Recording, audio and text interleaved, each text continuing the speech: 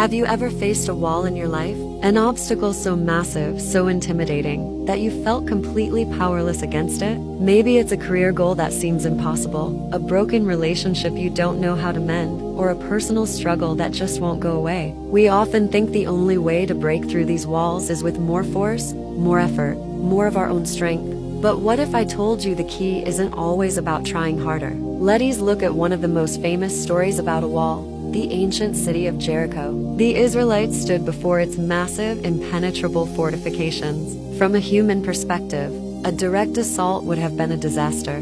They were outmatched. So, what was God's battle plan? It was something no military strategist would ever recommend. He told them to march around the city once a day for 6 days, in complete silence, with the priests blowing trumpets. On the 7th day, they were to march around 7 times. And then, at the sound of the trumpets, everyone was to shout. Can you imagine how foolish they must have felt? Marching in circles, staying silent when your instinct is to strategize and attack. Their enemies were probably laughing from atop those walls, mocking their bizarre ritual. It made no logical sense. It looked weak. It looked passive.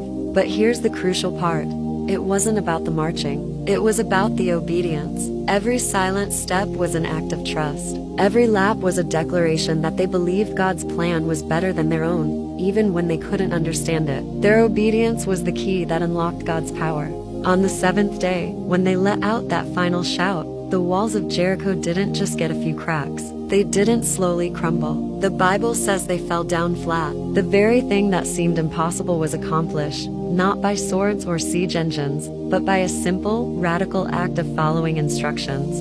This story teaches us a profound lesson. God doesn't always destroy our obstacles in the way we expect. Sometimes the path to victory looks foolish before it looks powerful. Your marching might be forgiving someone who doesn't deserve it. Your silence might be waiting patiently when you want to rush ahead. Your shout might be taking a leap of faith that defies all logic.